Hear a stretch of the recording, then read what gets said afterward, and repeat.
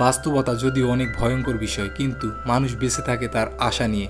এই মুভির কাহিনী কিম নামের একজন লোককে নিয়ে, যার ব্যাংক লোন বেড়ে গিয়ে এখন $2,10,308 পরিণত হয়েছে। আর তার কাছে এখন আত্মহত্যা করা ছাড়া আর কোনো উপায় নেই। তাই সে নদীতে ঝাঁপিয়ে আত্মহত্যা করার চেষ্টা করে, আর এই ঘটনা তার জীবনকে সম্পূর্ণভাবে বদলে দেয়। কিম যখন নদীতে লাফ দেয় তখন নদীর স্রোত তাকে ওই নদীর মধ্যে থাকা ছোট্ট একটি দ্বীপের মধ্যে নিয়ে আসে। কিমের যখন জ্ঞান ফিরে আসে সে দেখে যে সে নদীর পাড়েই পড়ে আছে, আর যেই ব্রিজ থেকে লাফ দিয়েছিল সেই ব্রিজ থেকে খানিকটা দূরে একটি দ্বীপের মধ্যে আটকা পড়ে আছে। তখন কিম বলে ওঠে, হায়রে আমার পুরা কপাল, শান্তিমতো মরতেও পারলাম না। কিম তার মোবাইল অন করার চেষ্টা করে, কিন্তু পানিতে ভিজে মোবাইল সম্পূর্ণ বন্ধ হয়ে গিয়েছিল। কিম সম্পূর্ণ দ্বীপটি ঘুরে দেখে এখান থেকে শহরে যাওয়ার কোনো রাস্তা আছে কিনা, কিন্তু সে কোনো রাস্তাই খুঁজে পাচ্ছিল না। চারিদিকে শুধু পানি আর পানি ছিল।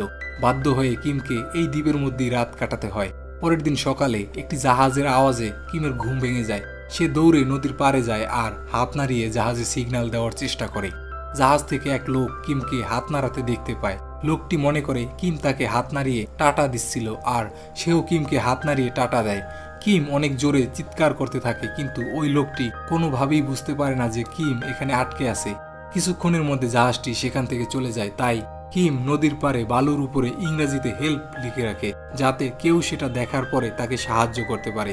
কিম রোদে শুকিয়ে তার মোবাইল অন করে, কিন্তু মোবাইলের চার্জ একেবারে শেষ পর্যায়ে ছিল। সে তাড়াতাড়ি ইমার্জেন্সি সার্ভিসে কল করে আর তাদেরকে বলে হ্যান নদীর মধ্যে একটি দ্বীপ আছে আর আমি সেখানে আটকে আছি। কিন্তু ইমার্জেন্সি সার্ভিসের ওই লোকটি কিমকে বকা দিয়ে লাইন কেটে দেয়, কারণ হ্যান নদী শহরের অনেক কাছেই ছিল আর সেখানে ফেসে যাওয়ার কোনো সুযোগ ছিল না। কিম তার গার্লফ্রেন্ডকে ফোন দেয়, কিন্তু তার গার্লফ্রেন্ডের সাথে ব্রেকআপ হওয়ার কারণে তার গার্লফ্রেন্ড তার কথায় কোনো গুরুত্ব দেয় না আর ফোন কেটে দেয়। এর মধ্যেই তার ফোন অফ হয়ে যায়। কিম সিদ্ধান্ত নেয় সে সাঁতরে নদী পার হবে, কিন্তু সাঁতার না জানার কারণে নদীতে ডুবে যেতে থাকে। কিন্তু ভাগ্যক্রমে কিনারায় চলে আসে আর প্রাণে বেঁচে যায়। কিম হতাশ হয়ে জঙ্গলের মধ্যে আত্মহত্যা করতে যায়। সে গাছের সাথে টাই ঝুলিয়ে আত্মহত্যা করার প্রস্তুতি নিতে থাকে, আর তখনই সিভিল ডিফেন্স ড্রিলের সাইরেনটি বেজে ওঠে। এই সাইরেন বছরে 2 বার 20 মিনিটের জন্য বাজানো হয়। আসলে ইমার্জেন্সি পরিস্থিতির প্রস্তুতি হিসেবে সিভিল ডিফেন্স ড্রিলটি করা হয়ে থাকে। এই 20 মিনিট সবাই সবার কাজকর্ম বাদ দিয়ে নিজ নিজ জায়গায় দাঁড়িয়ে থাকতে হয়। এমনকি সকল গাড়ি ঘোড়া রাস্তার যেখানেই থাকে সেখানেই দাঁড়িয়ে যায়। সেই কারণে কিমও ফাঁসিতে ঝুলে যাওয়া বাদ দিয়ে সেখানেই দাঁড়িয়ে যায়। অন্যদিকে নদীর পাশে 63 তলা বিল্ডিংয়ের এক রুমে সারা নামের এক মেয়েকে দেখানো হয়। এই মেয়েটি গত 3 বছরের মধ্যে একবারও তার রুম থেকে বাইরে বের হয়নি। এমনকি তার পরিবারের কেউ গত 3 বছর ধরে তার চেহারা দেখেনি। তার মা প্রতিদিন সকালে অফিসে যাওয়ার আগে তাকে জিজ্ঞেস করে তার কোনো কিছু লাগবে কিনা, আর তার কোনো কিছু লাগলে সে তার মাকে SMS করে জানিয়ে দেয়। তার বাবা মা যখন বাসার বাইরে চলে যায় তখনই সে ওয়াশরুমে যাওয়ার জন্য বাইরে বের হয় আর দরকারি জিনিসপত্র তার রুমের ভিতরে নিয়ে যায়। সারার জীবন একটি নির্দিষ্ট রুটিন অনুযায়ী চলে। সে সকাল 9টার সময় তার কম্পিউটারের সামনে বসে তার ওয়েবসাইটে বিভিন্ন ব্লগ পোস্ট করে আর ছবি এডিট করে আপলোড করতে থাকে। সারা অনলাইনে নিজের একটি আলাদা জগৎ তৈরি করে নিয়েছে আর সেখানেই সে সবসময় ব্যস্ত থাকে। সারা চাঁদের ছবি তুলতে অনেক ভালোবাসে, কারণ চাঁদও তার মতোই বড্ড একা। সারা স্বাস্থ্য ঠিক রাখার জন্য প্রতিদিন নির্দিষ্ট পরিমাণ খাবার খায় এবং নির্দিষ্ট পরিমাণ ব্যায়াম করে এবং টাইম মতো ঘুমিয়ে যায় এবং টাইম মতো ঘুম থেকে উঠে। সে বছরে মাত্র 2 বারের জন্য তার রুমের জানালা খুলে দেয়, তাও যখন সিভিল ডিফেন্স ট্রেনিংয়ের 20 মিনিটের জন্য সাইরেন বাজানো হয়। এই 20 মিনিট সমস্ত শহর সম্পূর্ণভাবে স্থির হয়ে যায় আর ওই মেয়েটির এই থেমে থাকা শহর দেখতে অনেক ভালো লাগে। সারা যখন তার ক্যামেরা দিয়ে জুম করে সমস্ত শহর দেখতেছিল তখন হঠাৎ করেই সে নদীর পাড়ে কিমের লিখে রাখা হেল্প শব্দটি দেখতে পায়। সারা মনে করে হয়তো কোনো এলিয়েন এই কাজ করেছে, সেই জন্য সারা জুম করে ওই জায়গাটি দেখতেছিল। তখনই তার কিমের উপরে নজর পড়ে। কিম ফাঁসির দড়ি গলায় নিয়ে দাঁড়িয়েছিল। এই দৃশ্য দেখে সারা ভয় পেয়ে তার জানালা বন্ধ করে দেয়। অন্যদিকে হঠাৎ করে কিমের প্রচন্ড বাথরুমের চাপ আসে। সে আত্মহত্যা করা বাদ দিয়ে জুপের আড়ালে বাথরুম করতে চলে যায়। বাথরুম করার পরে কিমের প্রচন্ড ক্ষুধা লাগে। তখন কিম চিন্তা করে আত্মহত্যা তো আমি চাইলে যে কোনো সময়ই করতে পারবো, তার আগে কিছু খেয়ে নেই। কিম সেখানে জন্মানো জংলি মাশরুম আর ফুলের মধু খাওয়া শুরু করে। মাশরুম খেয়ে কিমের ক্ষুধা কমে না, তাই সে নদীতে মাছ ধরার চেষ্টা করে, কিন্তু অনেক চেষ্টার পরেও একটি মাছও ধরতে পারে না। মাছ ধরায় ব্যর্থ হয়ে কিম সেখানে ঘোরাফেরা করা বুনো হাঁস ধরার চেষ্টা করে, কিন্তু সেখানেও ব্যর্থ হয়। কিম সেখানে গাছের উপরে একটি পাখির বাসা খুঁজে পায়, কিন্তু কিম গাছে উঠতে জানতো না।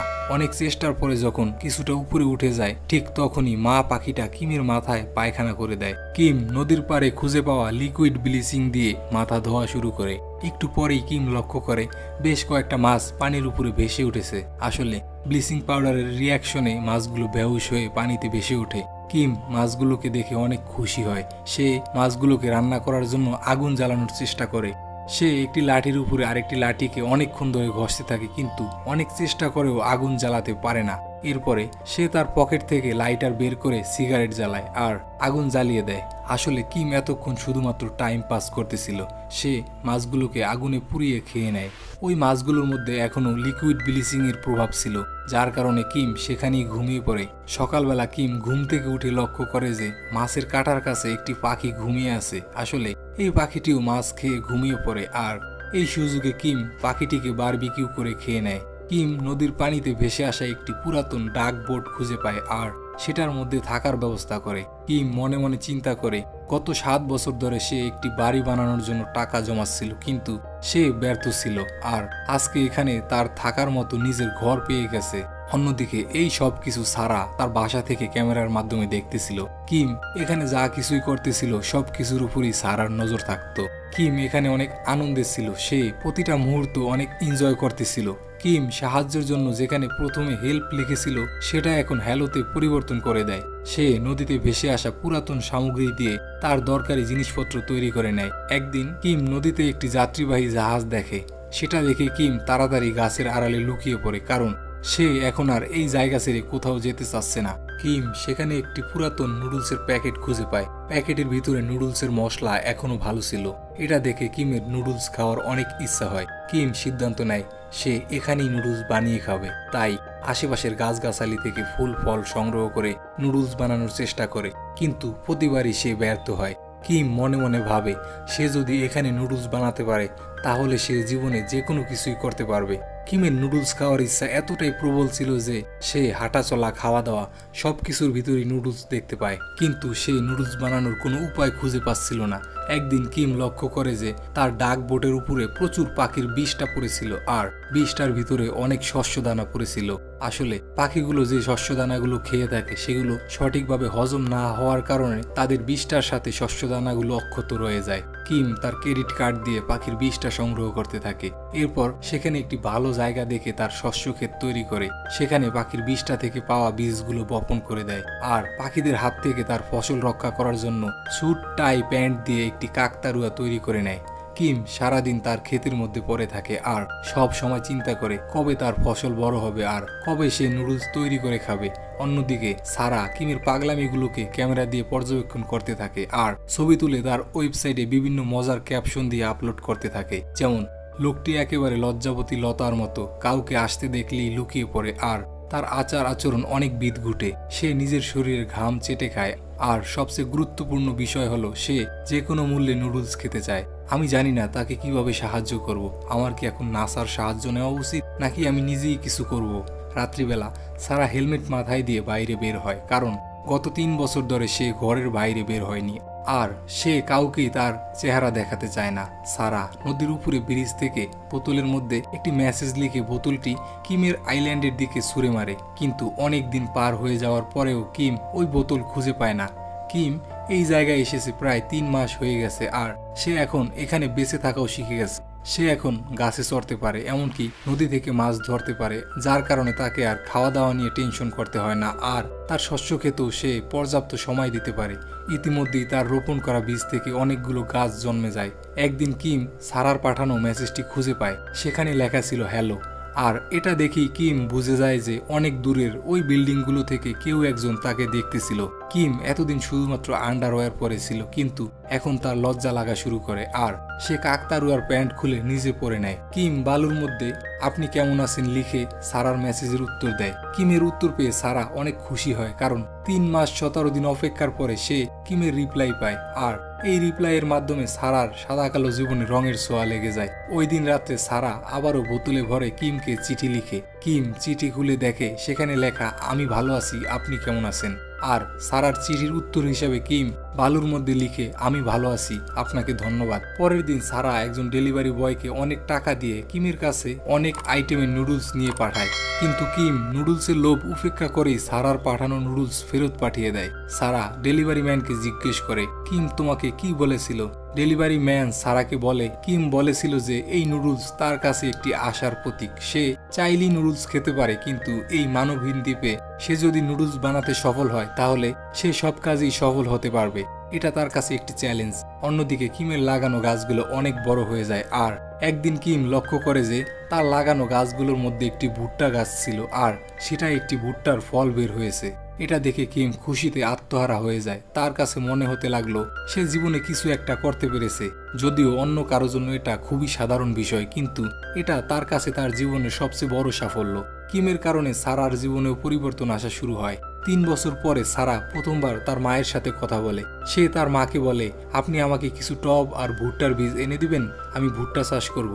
সারাকে 3 বছর পর কথা বলতে দেখে তার মা তার দিকে এক পলকে তাকিয়ে থাকে। কিছুদিন পর কিমের ভুট্টা খাওয়ার জন্য প্রস্তুত হয়ে যায়। কিম সেগুলো দিয়ে নুডলস তৈরি করে আর এতদিন ধরে যত্ন করে রাখা নুডলসের মশলা মাখিয়ে খাওয়া শুরু করে। নুডলস খেতে পারার খুশিতে তার চোখের জল আটকে রাখতে পারে না, কারণ এটা তার কাছে শুধুমাত্র নুডলস ছিল না, এটা তার বেঁচে থাকার অনুপ্রেরণা ছিল। আর এই নুডলস তৈরি করতে গিয়ে তার জীবনের সবচেয়ে বড় শিক্ষা পেয়েছে, যেটা হলো জীবনে কখনো হার মানা যাবে না, বরং চেষ্টা করেই যেতে হবে। একদিন না একদিন সফলতা ধরা দিবেই। অন্যদিকে সারা তার ক্যামেরায় সবকিছু দেখতেছিল। কিমের সফলতা দেখে তার চোখেও জল চলে আসে। সারা কিমকে কংগ্রাচুলেশন জানিয়ে চিঠি লিখে। চিঠির উত্তরে কিম সারাকে জিজ্ঞেস করে তুমি কে। তখন সারা সিদ্ধান্ত নেয় সে কিমকে তার একটি ছবি দিবে। তাই সে অনেক বাছাই করে একটি ছবি প্রিন্ট করে বোতলে ভরে, কিন্তু বোতলটি কিমের আইল্যান্ডে ছুঁড়ে মারার আগের মুহূর্তেই তার সিদ্ধান্ত পরিবর্তন করে নেয়। পরের দিন কিম অনেক খোঁজাখুঁজি করেও সারার উত্তর খুঁজে না পেয়ে অনেক হতাশ হয়ে যায় আর সারার উদ্দেশ্যে আবারও প্রশ্ন ছুড়ে দেয় তুমি কেন আমার প্রশ্নের উত্তর দিলে না। কিন্তু সারা কিমের কোনো প্রশ্নেরই উত্তর দেয় না, কারণ সারা এতদিন কিমের ছবিগুলো তার ওয়েবসাইটে আপলোড করত আর কিমের কোনো এক বন্ধু তার ছবি দেখে ফেলে আর সারাকে মিথ্যাবাদী প্রতারক বলে গালিগালাজ করে। আর তার দেখা দেখি আরো অনেকেই সারাকে বিভিন্ন বাজে মন্তব্য করে। এগুলো দেখে সারার চোখে জল চলে আসে, কারণ এই ওয়েবসাইটটিতে লোকজন তাকে অনেক ভালোবাসতো আর এখন তারা তাকে ঘৃণা করে। সারার তিল তিল করে গড়ে তোলা ওয়েবসাইটটি এখন ধ্বংসের পথে। এগুলো দেখে সারা অনেক ডিপ্রেশনে পড়ে যায়। অনেক দিন পার হয়ে যায়, সারা কিমের কোনো মেসেজের উত্তর দেয় না। একদিন সমস্ত শহর জুড়ে ভারী বর্ষণ শুরু হয় আর আবহাওয়া খারাপ হয়ে ধীরে ধীরে বন্যায় পরিণত হয়।